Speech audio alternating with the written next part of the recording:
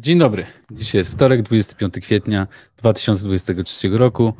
Imieniny obchodzą Markusław, Ewodia, Ewodiusz, Kaliksta i Kalista. Dziś jest Międzynarodowy Dzień Świadomości Zagrożenia Hałasem oraz Międzynarodowy Dzień Sekretarki. No. Nadajemy z Gdańska, gdzie jest 8 stopni, pochmurno i deszczowo. Niestety wiosna nas odpuściła i temperatura spada jak krypto w ostatnich dniach. Cena tokena KNG na teraz to $2,14, cena bitcoina to $27 400. Obecny numer bloku BTC to 786 820. Do halvingu pozostało 53 180 bloków, czyli około 367 dni, 3 godziny i 17 minut. Ja nazywam się Kamil Żynda, razem ze mną jest dziś Łukasz Żeligowski. Cześć. A to jest 146 odcinek Kwadransa z Kangą. Dajcie nam znać proszę, jak nas słychać, jak nas widać. No i teraz, Łukaszu, standardowo, pytanie do ciebie, czy znasz odpowiedź? Gdzie piromani jeżdżą na wakacje? O mamo, słyszałem to. No dobra, nie wiem. No. Pod palmy. No dobra, Łukaszu, no to wstęp mamy za sobą. Powiedz, co na rynkach, no bo tam się dużo dzieje ostatnio, może nie za bardzo pozytywnie, mieliśmy z jednej strony ostry rajd, tak, wysoko Bitcoin nam podskoczył, ale również szybko i gwałtownie spadł. Co ciekawe, w ogóle nie ma to korelacji z giełdą. Giełda amerykańska idzie tak sobie bokiem, a tutaj takie gwałtowne zawirowania, no i nie do końca wiadomo, co się stało. Generalnie jak słucham analityków, to takie małe zamieszanie jest. Niektórzy oczywiście są bardzo przekonani, dobrze wiedzą dlaczego to się stało, ale generalnie nikt z nich się ze sobą nie zgadza, czyli każdy ma inną przyczynę. Taką przyczyną, która do mnie przemawia, to fakt, że pierwszy, to co wywołało spadki, nie wiem, natomiast to, że one się tak szybko pogłębiły, to był efekt tego, że zlikwidowano w tym czasie pozycje long lewarowane, czyli grane z dźwignią na $250 milionów. Więc to był taki efekt kuli śnieżnej i faktycznie ta cena mocno poleciała w dół. To widać było szczególnie ten wpływ tej likwidacji longów po tym, że najpierw Bitcoin zaczął bardzo, bardzo mocno spadać, a dopiero później ETH go dogoniło. Także tutaj efekt tych likwidacji tych pozycji long, przypomnę, co to są pozycje long, tak żeby wszyscy wiedzieli, to są takie zakłady mówiące o tym, że gram pod wzrost ceny, bardzo tak upraszczając, najczęściej tam się gra z dźwignią, więc jeżeli cena jednak nie rośnie, tylko troszeczkę spadnie, no to pozycja jest likwidowana i to powoduje kolejny spadek i znowu to jest tak, i kolejne pozycje są likwidowane. Także tutaj była tego typu sytuacja. Niemniej jednak nasi magicy od Painta i Kuli są dosyć zgodni, że byki bronią 27 000, że obroniły ten poziom na Bitcoinie, no a niedźwiedzie bronią 28,5-29. Także tutaj poruszamy się znowu w jakimś takim kanale. Ważne wsparcie 25 000, to się bardzo często powtarza, nie wiem dlaczego, tam mowa jest o jakichś średnich, kroczących, 50-dniowych prawdopodobnie, aczkolwiek to ciężko tam z tych obrazków wywnioskować. Z drugiej strony, jeżeli uda się przebić 28,5, to cel jest 31, czyli powrót znowu w te ciepłe rejony. No rynek jest troszeczkę nagrzany, mamy wysoki poziom chciwości, chociaż dzisiaj rano nie sprawdzałem, możemy później zerknąć. Z Ethereum tutaj było troszeczkę lepiej, to Ethereum podtrzymało ten poziom tej w ogóle tutaj w Ethereum, to jak czytałem te analizy, to tam było strasznie dużo trudnych słów, właśnie jakichś formacji, jakichś punktów wsparcia, krzywych Elliota i Fibonacciego poziomów.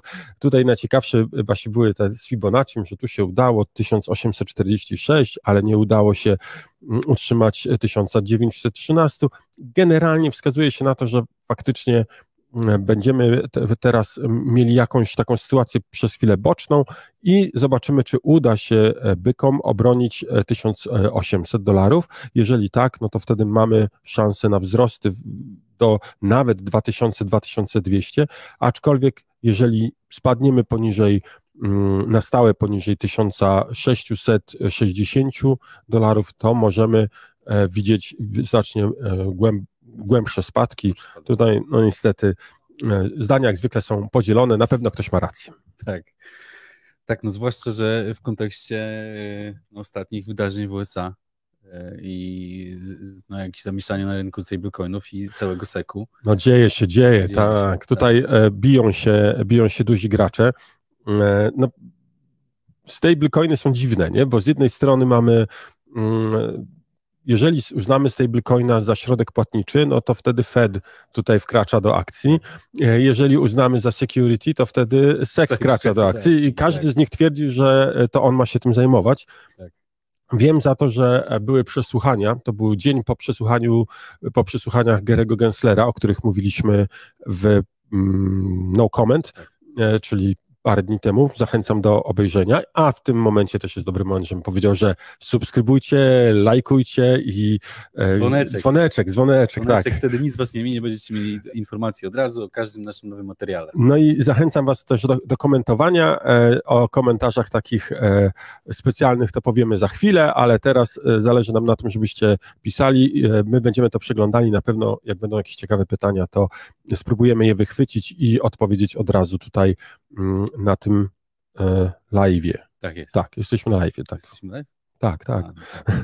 W ogóle, bo jak nas widać, jak nas słychać, to było? Mówiłeś. Mówiłem. No, chyba dobrze słychać, bo tutaj nie widzę żadnych komentarzy, które by mówiły, że nas nie słychać, czyli nas słyszą jednak. No to dobrze. No w związku z tym właśnie, no to prawnicy Dokłona, założyciela Terra Labs, niesławnego już w tym momencie, chcą, żeby oddalić pozew dotyczący ich klienta, który złożył SEC właśnie, no bo SEC uzasadniał ten pozew cały, że właśnie TerraUSD, czyli stablecoin wygenerowany przez Terraform Labs, był papierem wartościowym. No tak. A nie walutą. No i tutaj oni sami nie mogą chyba się zdecydować, o co chodzi. No właśnie, to tak jak na przesłuchaniu Gary'ego można było zobaczyć, on naprawdę, ja nie wiem dlaczego, to jest dla mnie dziwne, bo jeżeli szef SEC-u, czyli instytucji, która odpowiada właśnie za kontrolę rynku papierów wartościowych, nie potrafi jednoznacznie powiedzieć, Ethereum to jest papier wartościowy albo nie, Ethereum to nie jest papier wartościowy, no to znaczy, że naprawdę coś dziwnego jest. Coś się dzieje. Ja tylko sobie tutaj zapisałem, że właśnie Circle dąży do tego, żeby uznano USDC za system do płatności. Także jest jakiś duży gracz, który próbuje tutaj mocno w tym kierunku ciągnąć. To przyłącza się do nich również Gemini, nie Gemini, tylko Gemini. Bracia Winklevoss. No i tutaj działają dosyć spójnie. Zobaczymy, to jest ciekawa sytuacja. Wiem, że na pewno właśnie podczas tych przesłuchań, które były dzień po Garym Genslerze, były przesłuchania innych osób, bardziej pro-krypto, takich bardzo nawet znanych ze sceny i oni byli pytani bardzo dużo o stablecoiny. Efekt końcowy jest taki, że już wiemy, że Kongres rozpocznie debatę i budowanie prawa o stablecoinach od zera. Czyli wyrzucane są wszystkie aktualne analizy i te założenia i tak dalej, przepisy i mają stworzyć nowe przepisy zupełnie od zera. To oznacza przede wszystkim jedną rzecz, że na pewno nie zobaczymy tego szybko. Czyli nie jutro, nie pojutrze, tutaj mówimy raczej o przyszłym roku, no a przypominam, że wybory w Stanach się zbliżają i to na pewno nie pozostanie bez wpływu. A jak mówię o wyborach, słyszałeś, co zrobił Trump? Nie. Znaczy, Trump dużo zrobił. Trump jakiś czas temu wydał swoją kolekcję NFT. Niektórzy myśleli, że to jest jakiś fake, ale potem się okazało, że to jest jednak prawdziwe. No to sobie wypuścił teraz parę dni temu swoją drugą kolekcję. Drugą kolekcję NFT, która, jak to niektórzy skomentowali, pokazuje, że bezguście artystyczne Trumpa jest po prostu nie zna granic. Inni mówią, że to jest tak kiczowate, że aż fajne i zaczynają chcieć. Tak, można tam zobaczyć Trumpa stojącego za wielkim, ognistym niedźwiedziem, który stoi na ziemi i to wygląda tak, jakby Trump trzymał za obroże tego niedźwiedzia.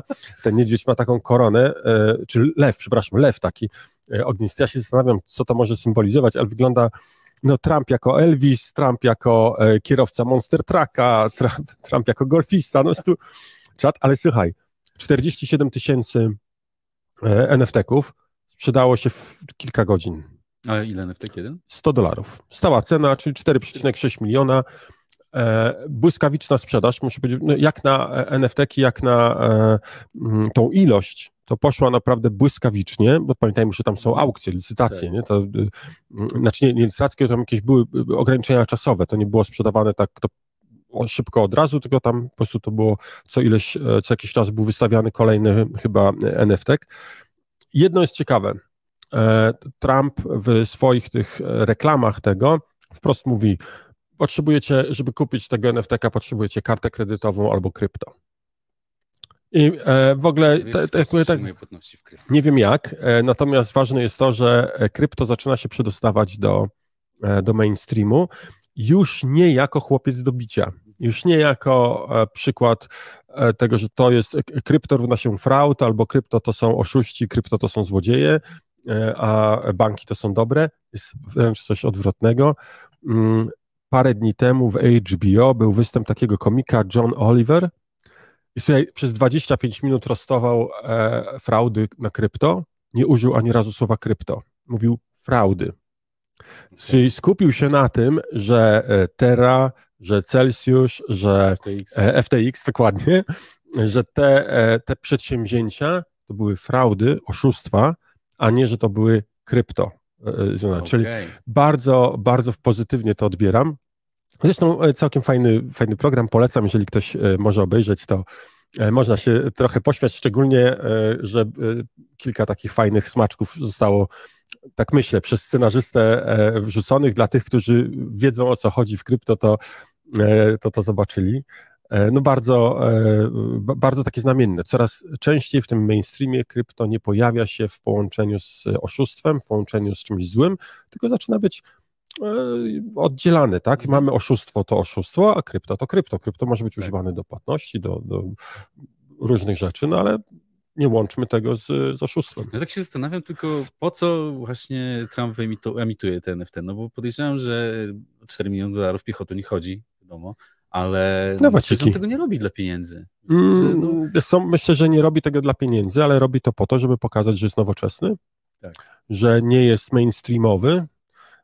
No wiesz, tak mi się wydaje, że pokazuje w ten sposób, że faktycznie jest antyestablishmentowy. No, czy osiągnie sukces, to zobaczymy. Tam jest dużo takich czerwonych żaróweczek się zapala przy Trumpie. No ale tak. No same NFT. No NFT jest ściśle powiązane z kryptowalutami, tak? Tego nie możesz rozerwać. No tak, na pewno z blockchainem, tak, nie? Z kryptowalutami zobaczymy. No, na pewno Polygon się cieszy. Polygon się cieszy, bo te NFT są na Polygonie wyemitowane kiedy? Na Kanze, jestem ciekaw. No to tak już jeszcze, wracając do tematu, no powiedziałaś o tym przyjmowaniu płatności w krypto i w dolarach, no to ciekawe jest, że zrobili tutaj badanie, główny analityk Glassnode'a przygotował takie porównanie kosztów płatności przesyłu środków przez Visa, Mastercard i Lightning Network. Dla tych, co nie wiedzą, Lightning Network to jest druga warstwa na Bitcoinie, która agreguje więcej danych i przesyła je na blockchain w formie skompresowanej, że tak powiem. Nie wiem, czy dobrego słowa użyłem. No, powiedzmy tak, dla uproszczenia. Zahaszowanej, tak? Zahaszowanej. No i stwierdzili, że przy wysyłce jednego Bitcoina, jeżeli przyjmiemy jednostkę jako jednostkę wysyłania kwot takich, no to Bitcoin wtedy kosztował $28 800 i przesył tych środków przez Lightning Network kosztował tylko 84 centy. Czyli proporcjonalnie to jest 0,0029%. No czyli nic. Czyli porównując do Visa i Mastercard, gdzie przeciętnie to są 2-3% opłaty transakcyjnej, to są jakieś bardzo, bardzo małe kwoty, tak? Czyli myślę, że jeżeli upowszechnił się jeszcze bardziej Lightning Network, no to myślę, że to jest też rozwiązanie jakieś przyszłościowe dla wszystkich do płatności, tak? No i tutaj wracając do tego jeszcze płatności, no to już musimy powiedzieć o Kanga Pay. Tak, oczywiście. Kanga Pay mamy dynamiczny rozwój, prawda? Dynamiczny rozwój, tak. W zeszłym tygodniu Sławek mówił o restauracji we Wrocławiu, no teraz możemy tutaj się pochwalić, że doszły do nas nowe 2 sklepy w Gdańsku na Mickiewicza 37-39 i Grunwaldzki 24.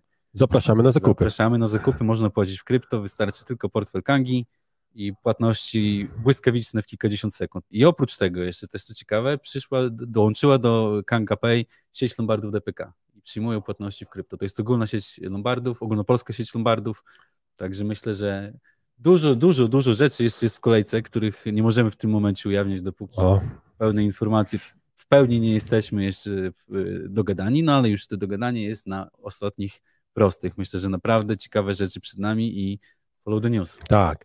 Ojej, ja nie mogę tego powiedzieć, bo podobno ludzie się denerwują, jak tak mówię.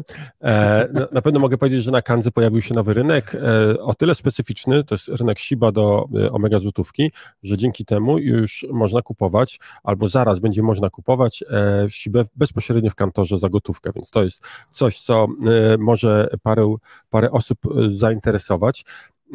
Zbliżamy się wielkimi krokami do tego, żeby Sellback, który w tej chwili był dodatkowo dostępny również w postaci Kanga Loan. Tak. Będziemy mieli niedługo już tą usługę, myślę, gotową. Będziemy o tym informować. Tak, chcemy, żebyście wiedzieli, że to się zbliża, żeby być przygotowanym, no bo jesteśmy przekonani, przynajmniej z tego, co widzimy w zapytaniach od Was, to wiele osób chciałoby dokupić sobie bitcoina, ale nie mają środków, mają za to na przykład jakieś bitcoiny i mogliby je zastawić i dokupić sobie bitcoina, albo po prostu potrzebują pieniędzy na życie i nie chcą sprzedawać krypto w tej chwili, gdy ta cena jest tak śmiesznie niska.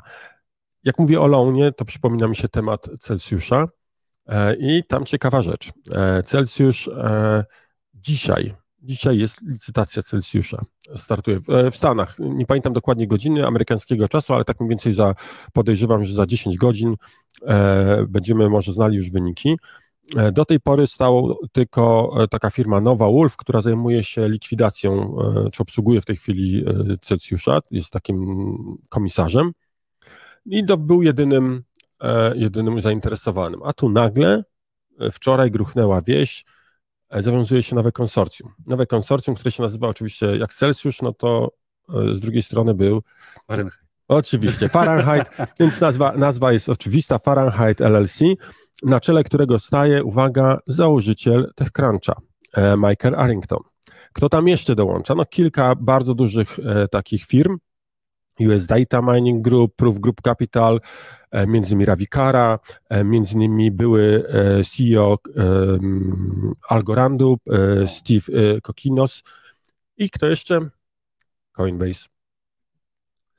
No więc jak to zostało ogłoszone, to zaraz pojawił się drugi news, że no okej, Coinbase będzie tu, ale uwaga, pewni panowie znani z takich ciekawych posunięć są również zainteresowani Celsjuszem, panowie Winklevoss, czyli Gemini. No i Gemini zawiązało swój własny trust, gdzie między innymi jest Van Eck, to taki znany gościu, który przywracał firmy do życia, legenda na rynku, no i kilka oprócz Gemini, kilka dużych takich VC czy konsorcjów, które chcą uruchomić ponownie Celsjusza.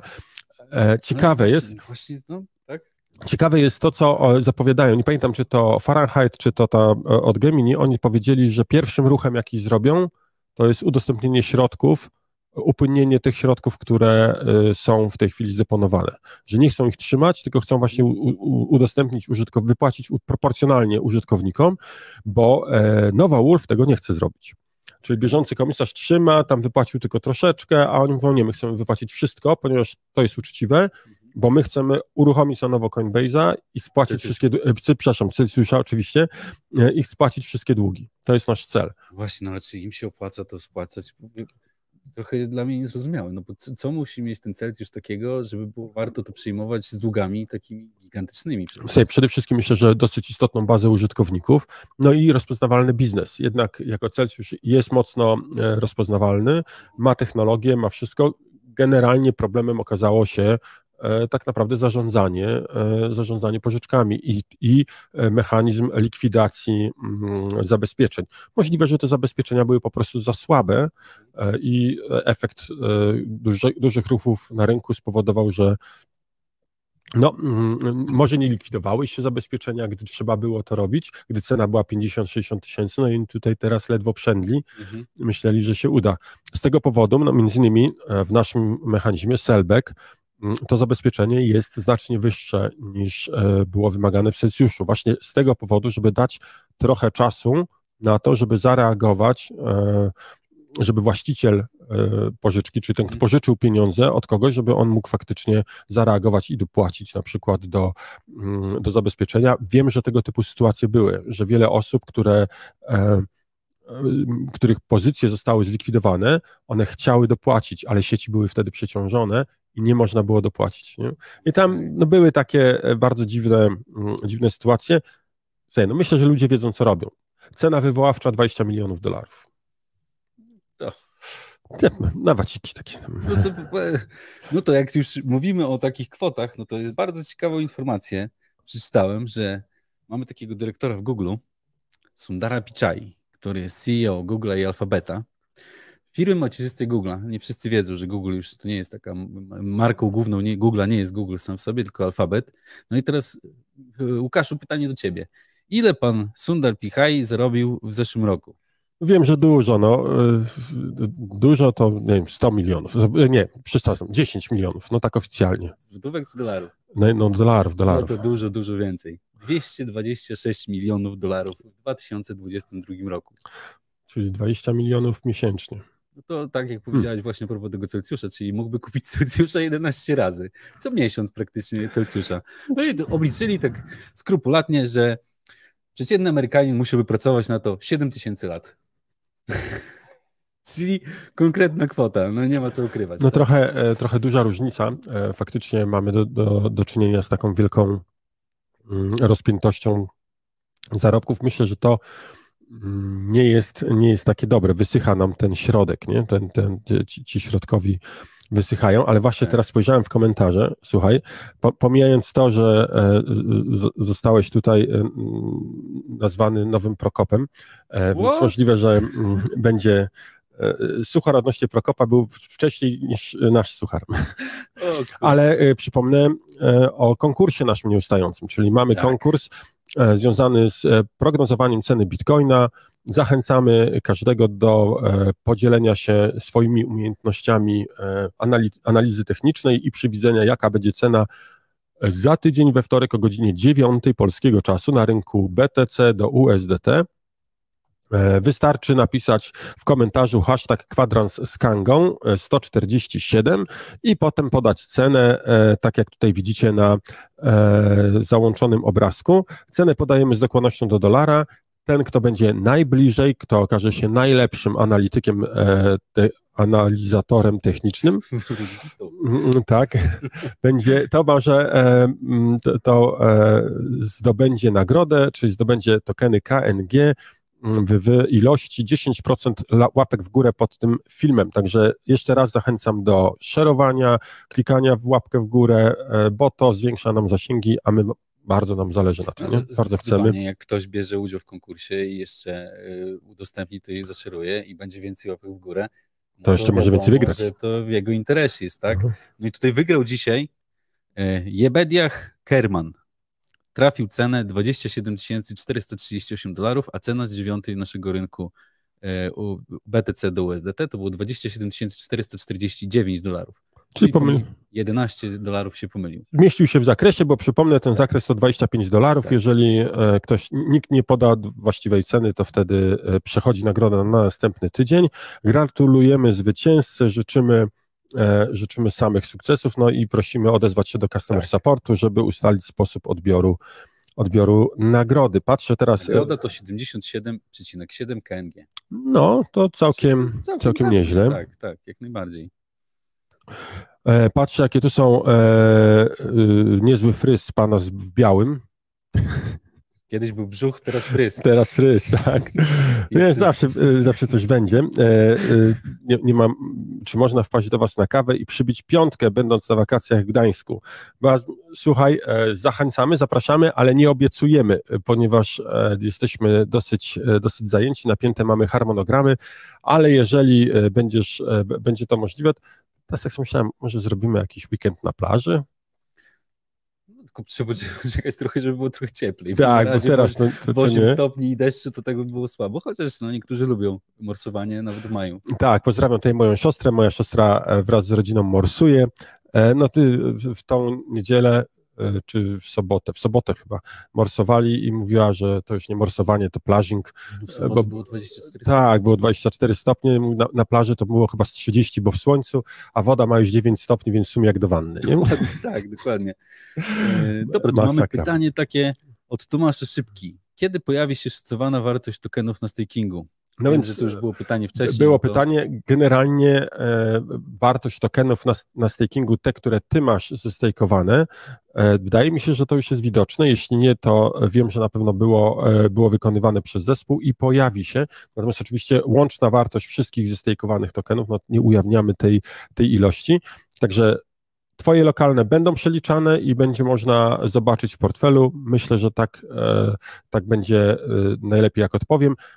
Zaraz po tym kwadransie sprawdzę, jaki status tego jest, bo zależy nam na tym, żeby te nowości były wypuszczane cały czas. Ja tylko tak powiem informacyjnie dla tych wszystkich, którzy może nie są zbytnio w temacie działania systemów IT, jak są wykonywane upgrade'y. Generalnie techniki są dwie, albo robimy raz na przykład na miesiąc nową wersję systemu i wypuszczamy ją raz na miesiąc, wtedy mamy dużą zmianę, a drugie podejście, i to jest to podejście, które my stosujemy, nawet kilka razy w ciągu dnia następuje aktualizacja systemu Kangi i są wprowadzane nowe funkcjonalności, także nie są one duże, ale ciągłe, czyli cały czas coś się zmienia i może dlatego czasami ciężko zobaczyć, że coś się zmieniło. Ale teraz, Kamil, masz jedno ważne ogłoszenie, bo tutaj za konsolety Marta podaje ci ważną rzecz. Tak, no tutaj chcielibyśmy się pochwalić, bo zrobiliśmy coś bardzo fajnego. Myślę, że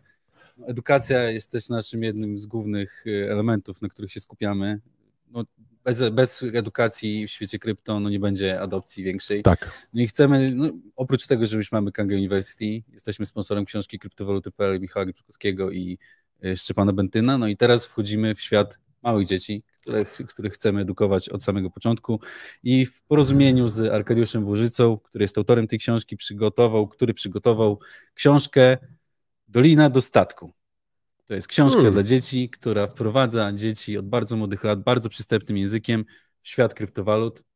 Także polecamy jak najbardziej. Można tą książkę nabyć na stronie, już mówię dokładnie jakiej, www.arkadiuszbłażyca.pl/dolina-dostatku. Mam nadzieję, że na Kanga Shopie też będzie.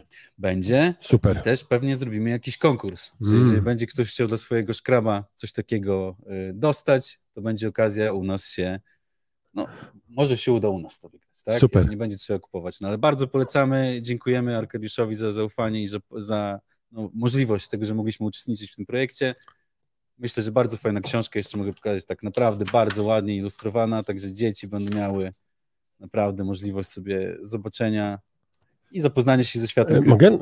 Bo tu widzę, zainteresował mnie podtytuł, czytam Misja Invictusa, Chciwe Smoki i Tajemniczy Satoshi.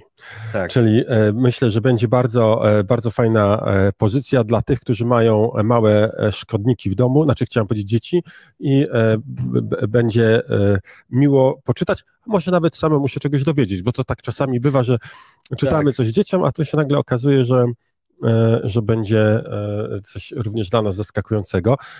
Kamil, widziałem pytanie, czy będą czapki w stylu tracker z logiem Kangi?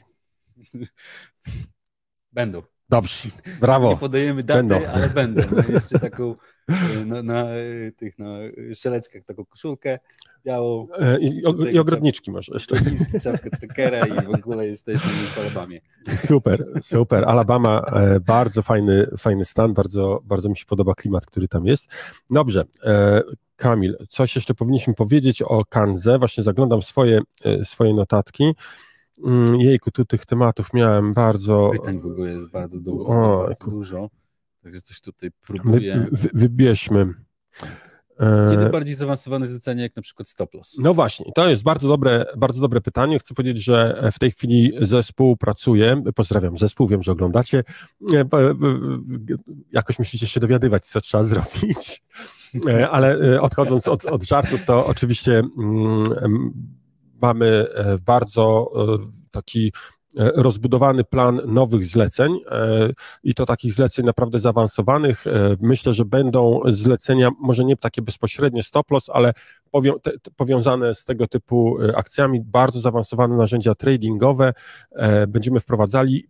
Spodziewam się, że będą one w maju uruchomione, także spodziewajcie się naprawdę dużych nowości, szczególnie dla traderów, dla tych osób, które chcą może nie cały czas, nie są w stanie siedzieć cały czas przed kompem, ale chcą na przykład złożyć zlecenie stop trading loss albo, jejku, źle powiedziałem, dobra, nie będę teraz wymyślał, bo już się zdenerwowałem i nie jestem w stanie się skupić, ale tak, będą na pewno nowe zlecenia.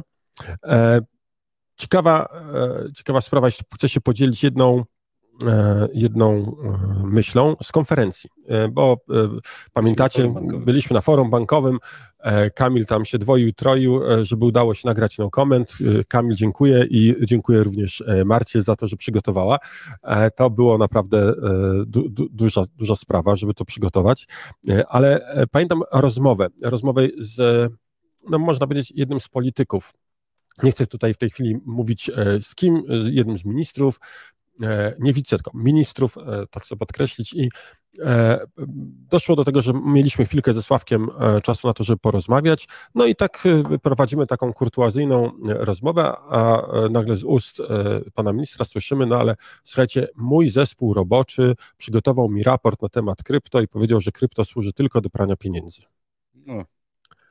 Muszę wam powiedzieć, że rzadko widzę Sławka, gdy zaniemawia i nie jest w stanie nic powiedzieć, ale naprawdę zaniemówił i przez chwilę wyglądało jak ryba w wodzie, bo naprawdę nie mógł znaleźć słów, ale jak już powiedział, no to skończyło się tym, że bardzo pozytywnie chyba zostaliśmy odebrani, no i liczymy na kontakt, także panie ministrze, jeżeli pan nas ogląda, to bardzo prosimy, czekamy cały czas na kontakt od pana, bo był bardzo zdziwiony tym, co mu powiedzieliśmy, że na przykład według Swifta tylko 2% przestępstw jest, czy płatności za przestępstwa jest robione z udziałem Bitcoina. Także był tym bardzo, bardzo zdziwiony i taki zaniepokojony trochę.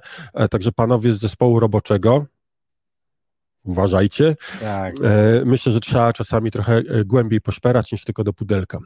No czasem ręce podają na takie rzeczy. No, to tak jak kilka miesięcy temu Sławek wspominał o tym raporcie SWIFT, tam udowodnili praktycznie czarno na białym, że to jest jakiś procentowy skład. Tak? Nieistotny, nie? Nieistotny zupełnie w globalnym obrocie kryptowalutami. Jeszcze tutaj warto wspomnieć, ja zapomniałem, jaki to bank przygotował ten raport na Citibank, Citigroup. Tak. Citigroup. No właśnie tu mówiliście o tym na no comment, no ale tutaj warto też wspomnieć o tym, że Citibank w porozumieniu z tęgimi głowami ze świata blockchaina, czyli Silvio, twórca Algorandu. Twórca Algorandu i Ryan Wyatt, który jest twórcą Polygona, napisali wspólnie raport o tokenizacji, o przyszłości tokenizacji związanej z kryptowalutami oczywiście. No i przewidzieli, że ta wartość tokenizacyjnego rynku w najbliższych latach to będzie, uwaga, $4 biliony. No. To jest 4 i 12 zer. Zachęcamy do obejrzenia no comment ostatniego, tam troszeczkę więcej na ten temat mówimy. Tak. Mówimy też o konferencji i o Garym Genslerze, to szczególnie polecam, warto tego posłuchać. Patrzę w tej chwili w komentarze, czy coś się pojawiło, jest tu na samym dole, czy jakieś są. Jakie jest wasze zaangażowanie w projekty takie jak Cela, Live, Peer, Token, czy chcecie mieć swój własny node validator w tych projektach? Mr. Dacholt, nie jestem w stanie w tej chwili udzielić odpowiedzi. Nie wiem, czy w ogóle jakkolwiek jesteśmy w te projekty zaangażowani. Nic mi o tym nie wiadomo. Zresztą jako giełda staramy się zawsze być z boku, czyli nie angażujemy się w te projekty, staramy się być bezstronni, co zresztą chyba widzicie, choćby z tym, że raczej staramy się jednoszyć naszą scenę YouTube'ową, a nie dzielić. Jakieś Q&A, pyta się ten Karol, czy byśmy zrobili. No, Kamil, może wkrótce. Możemy. Dobra. No i mam pytanie od jednego z GoCash, co to? No właśnie, bo dzisiaj KangaCash, czyli nasz operator wpłat i wypłat przelewowych, zmienił nazwę na GoCash. Tak, wydzieliła się oddzielna, można powiedzieć, że staje się oddzielnym bytem. Nie chcemy się ograniczać tylko do tego, żeby kojarzono go z Kangą. Zresztą każdego, kto chciałby prowadzić sprzedaż omega złotówek, chciałby prowadzić je w taki sposób online'owy i ma pomysł na to, jak to zrobić, zachęcamy do tego, żeby z nami współpracował i prosimy o kontakt. A GoCash jest jedną z firm, która będzie sprzedawała i skupowała omega złotówki. Tak jest, czyli każdy, kto korzystał do tej pory z Kanga Cash, w tym momencie Kanga Cash przechodzi na gocash.global, także wszyscy, którzy używali do tej pory Kanga Cash, dostali już maila z informacją, także potwierdzamy, to się wydarzyło, to nie jest jakaś informacja taka, która jest tutaj krąży w internecie, tylko to jest tak przez nas zagwarantowane, że to jest GoCash Global, jest na pewno dzisiaj operatorem wpłat OPLN-owych. Ja tu powiem jeszcze jeden komentarz. Kwiat Aaron. Ja nie wiem, czy ty masz jakieś mikrofony u nas? Przypominam się, zbudujmy platformę P2P handlu bezpośredniego opartą na Kanga, błyskawiczne transakcje, wejście na rynek, wyjście z rynku, jestem do dyspozycji. Kwiecie Aaronu, oczywiście, że tak, zachęcamy do kontaktu z naszym customer serwisem. Nie ma co ukrywać, że prowadzimy pracę nad rynkiem P2P, takim nowoczesnym, skierowanym na początku dla polskiej społeczności, ale myślimy o tym, żeby to było dostępne dla każdego, nie tylko w Polsce, ale na całym świecie, tak żeby bez względu na to, gdzie jestem, żebym mógł taką transakcję dokonać. Przypomnę, różnica między P2P a lokalsami jest przede wszystkim taka, że P2P zawiązywane jest na odległość, a lokalsi pozwalają na realizację transakcji face to face. Taka jest różnica. Ach, jeszcze gdzieś widziałem, że się pojawiło pytanie o te zamorskie spółki, no to tylko wspomnę, Coinbase i Gemini opuszczają Stany Zjednoczone. Jedna rozważa Seszele, nie Seszele, ale Belize albo Bermudy. Druga spółka, nie wiem jakie regulacje, jakie obszary wybiera, ale prawdopodobnie też to będzie któraś z tych. Możliwe, że Bermudy, no uciekają firmy ze Stanów. Zdecydowanie. Też, no szkoda, że nie ma na świecie takiego kraju, w którym wszystko byłoby jasne i przejrzyste i nie byłoby żadnych problemów regulacyjnych. Tak, no bo albo jest jasne i przejrzyste, czyli nie wolno. Tak, no to właśnie. No z jednej strony, albo nie wiadomo jak. Brakuje nam jakiegoś takiego miejsca na świecie, które byłoby przyjazne kryptowalutą. Hongkong teraz chyba. Tak, no właśnie to jest bardzo ciekawe. Widać, że Chiny tutaj mocno uderzają. One chcą promować to krypto. Zresztą kilku znanych analityków jasno mówi, że w tej chwili ten boom na krypto przyjdzie właśnie ze wschodu. Z Dalekiego Wschodu, stamtąd możemy się spodziewać tego bodźca, który spowoduje, że będziemy świadkami kolejnego takiego bull runu. No, wydaje się to wielce prawdopodobne. Przypominam, za 2 tygodnie jesteśmy w Japonii, na konferencji. Będziemy badali tam rynek. Dla tych, co nie wiedzą, jedną z głównych społeczności Kangi to jest społeczność również z Japonii, więc bardzo z tego powodu się cieszymy. Będziemy mieli okazję poznać. Jeżeli ktoś z Was, bo wiem, że w Japonii jest spora ilość Polaków, jeżeli ktoś z Was jest w Tokio, zapraszamy do kontaktu z nami, przyjdźcie na konferencję, chętnie z Wami się spotkamy, porozmawiamy o krypto, no i będziemy ciekawi też Waszych wrażeń z życia z Japonii. Szukamy partnerów, szukamy ludzi, którzy pomogą nam tam wejść w rynek. To nie jest łatwy rynek, ale spotkań wiem, że mamy całą masę, więc myślę, że jakoś damy radę. Słuchajcie, ostatni komentarz, legendarny Zachar. Ostatni komentarz, który widzę. Odkąd mieliście problemy techniczne i awarie giełdy, każda moja wypłata po blockchainie jest weryfikowana ręcznie od kilku godzin do nawet doby, kiedy ta sytuacja się zmieni. No więc legendarny Zacharze informuje, że mieliśmy problemy techniczne, to prawda, ale nie mieliśmy żadnej awarii. Problemy techniczne wzięły się stąd, że jak wiele innych instytucji finansowych w Polsce byliśmy doświadczeni bardzo silnym atakiem DDoS. Nasz team poradził sobie znakomicie, znacznie lepiej niż większość innych firm. No to, że tam banki sobie nie poradziły, to się nie dziwię, ale no niektóre to przesadziły, bo chyba 2 dni były niedostępne, u nas to było chyba około godziny i to tylko i wyłącznie platforma webowa, bo aplikacja mobilna czy API cały czas działało. W tej chwili widzimy próby cały czas, widzimy wzmożony ruch, ale bronimy się, nikt nie widzi, nie wpływa to na dostępność naszej giełdy. I teraz czytam drugie zdanie, że wypłaty są weryfikowane ręcznie. Nie potrafię odpowiedzieć na to pytanie. Powiem trochę wymijająco i może niezbyt dokładnie, ale myślę, że w sposób, który będzie zrozumiały. Otóż nasze algorytmy wyposażone w zaawansowane funkcje sztucznej inteligencji i różnego rodzaju inne mechanizmy po prostu wybierają te wypłaty, które według nich powinny być zweryfikowane, no i to trafia do weryfikacji ręcznej. Jeżeli masz jakieś uwagi co do tego, proszę napisz do Customer Supportu i Customer Support może będzie w stanie Ci jakoś pomóc, może będzie w stanie oznaczyć Ciebie jako osobę bardziej zaufaną. Wiem, że na bardzo dobrym sposobem na przyspieszenie wypłat jest stworzenie sobie książki adresowej z adresami, na które wypłacamy i używania tej książki adresowej jako listy tam, gdzie wysyłamy. Tak, tutaj widzę Filip M. 1982, podejrzewam, że mój rocznik. Jeśli potrzebujecie tłumaczenia i transkrypcji, to moja partnerka jest Japonką, dobrze zna język polski, także możecie się dogadać. Filip, bardzo prosimy napisz do nas na marketing@kanga.exchange, na pewno się skontaktujemy z tobą.